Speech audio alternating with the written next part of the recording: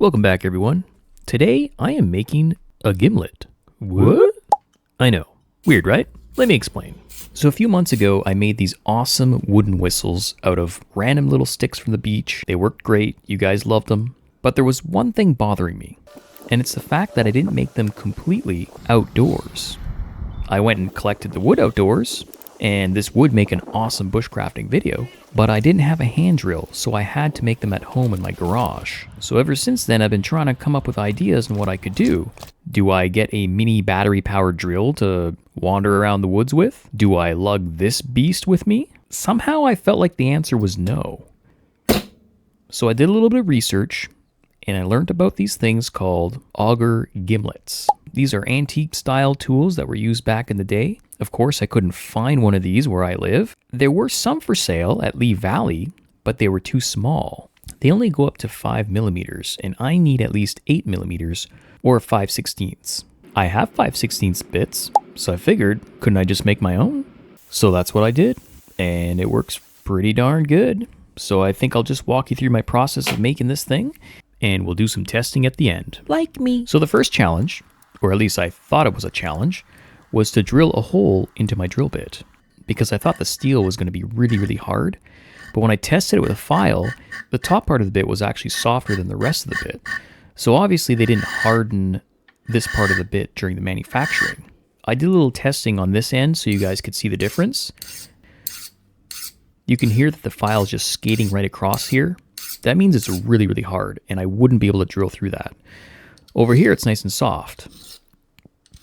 So it actually wasn't a problem to drill through this at all. Now the reason I'm filing this little groove here is to give me a nice little flat spot so I can actually start drilling a hole through it without my little drill bit going all over the place.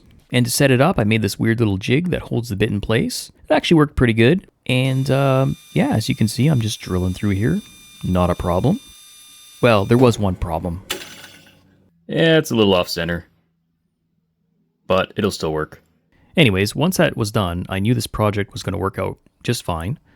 Now I'm going to work on the handle for a bit.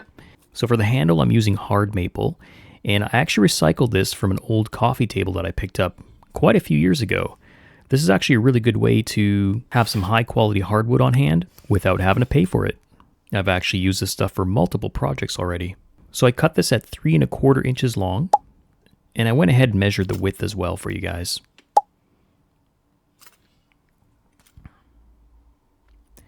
Next, I marked the center and used the same drill bit, 5/16, and I drilled the majority of the way through this. You don't want to go all the way through, but I suppose if you did, it probably doesn't matter. But I didn't want to. And now, this was one part that I thought was going to be a little tricky, drilling another hole that lines up with the hole through the drill bit. Now, I think I got lucky here. I kind of just marked it with a marker and hope for the best.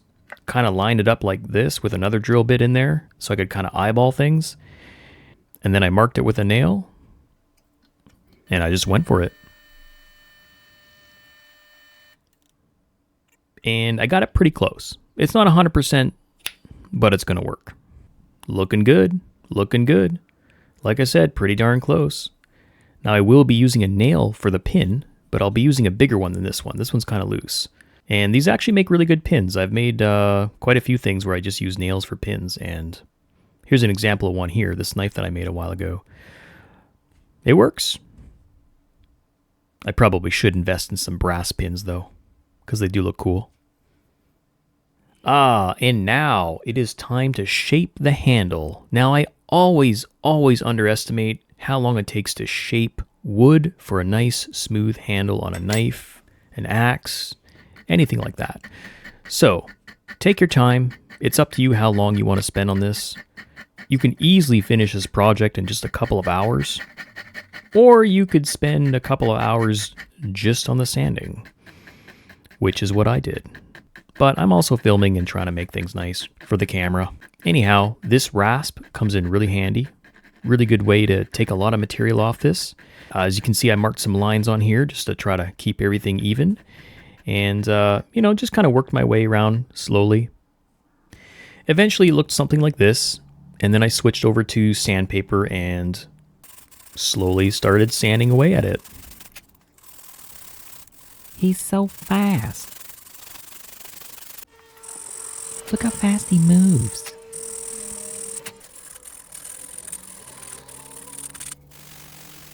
Look how fast that guy goes.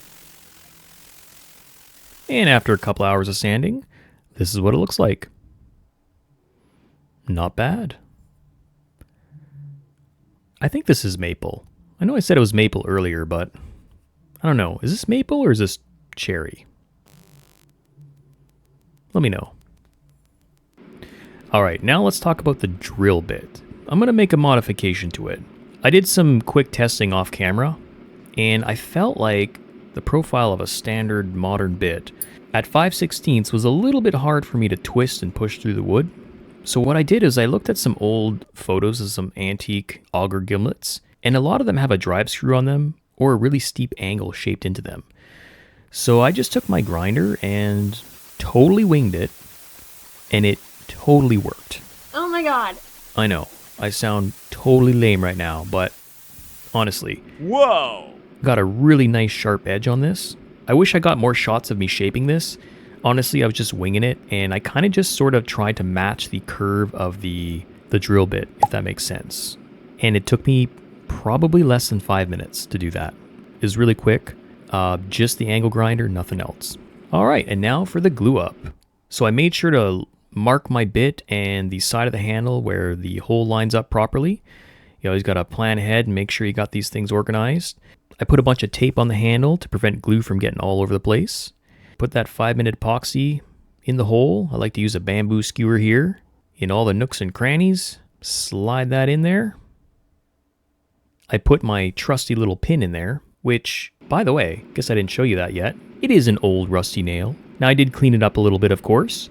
And one little trick that I'll pass on to you guys, instead of trying to hammer the nail through it, or the pin, whatever you're using, put it on a drill bit and drill it through. And I find this makes the process just a little smoother than having to hammer it through. There we go. The risk of using a hammer is if things aren't lining up quite right, you can crack your scales, or handle, whatever you want to call this. Anyhow, there you go. So I'm just going to wait for that to dry. I'm going to trim it down. I just use the hacksaw for that and file it down. Now I was thinking about leaving a little extra so I could peen over, but you saw that nail was ribbed. I think it's in there forever. I think we're good to go, so I just filed it down nice and smooth. Did a little bit more sanding, and we are ready to oil this thing up. Oh yeah! Hit the like button! So for this I'm using Restore Finish, Cherry. Now I know this ain't proper, but I used it on this handle of my carving knife, and I really like the look of it. It gives a subtle cherry color to it. Did a little patchwork over here. And then I cover it with wax, and it looks great. So yeah, anyways, let's go ahead and do that here. I say it's not proper because Restore Finish isn't supposed to go on raw wood, but I do it anyways, and it works, and it looks good. So yeah, that's that. Nice. And not done yet. I'm going to put feed and wax on there. I feel like it's a nice quick finish, and I don't have to wait for anything to dry. Pretty much good to go right away. All right, and there it is. I'm actually surprised with how good this looks. Subscribe. And it feels really nice in the hand. Time to test this bad boy out. So like I said earlier, my goal with this project was to be able to make these awesome little whistles outdoors, which means I need to be able to drill a hole about 2 inches deep through the end grain. So I'm going to test that out first, but I know the most common use for this will be drilling holes sideways through sticks if you're going to do some bushcrafting, and we'll do that afterwards.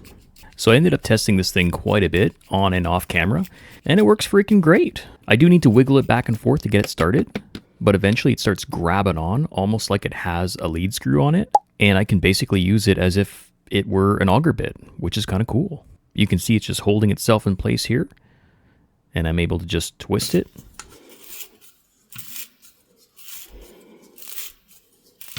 You can hear that sharp edge cutting through all those fibers, and I think this is pretty good for end grain. And not only that, but I'm using hard, dry wood. I think this would be a lot easier if I were using fresh cut branches, which I think a lot of bushcrafters do. I think it's called greenwood, right? So I think this is a pretty good test for how well this cuts. I'm happy anyways. It's doing exactly what I wanted it to do. This is what the hole through the end grain looks like. Pretty clean. I did test another hole through this hole, just out of curiosity. I wanted to see if my workpiece would crack. It sounds like there's a lot of complaints out there about the lead screws in auger bits cracking the workpiece if you're drilling too close to the end of your workpiece, which kind of makes sense because in woodworking, if you try to put a screw through a piece of wood without a pre-drilled hole, it's going to crack. So I wanted to test this out because I kind of have a lot of control over how fast this goes through. And as you can see, no cracks, zero cracking.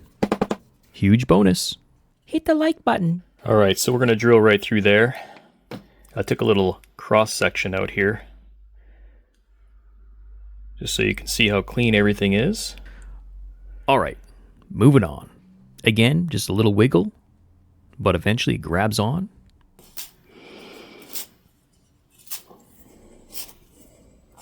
Goes right through like butter. I went a little crooked. Really crooked, but no cracking. Nice. And again, a really clean hole. All right, so I got myself in a more ergonomic position here. And I wanted to see how fast I could drill through this. I mean, I'm not going super fast, but whatever, average speed. It's kind of hard to do things quickly sometimes when I'm trying to film things at different angles. So I thought I'd set this up and time it and see how long it took. Nice. Wait, don't go anywhere yet. Bonus footage. I thought the whistle was going to be my first project, but instead, I used my gimlet to make a cap for my gimlet. Oh yeah! Hit the like button. Subscribe. Nice.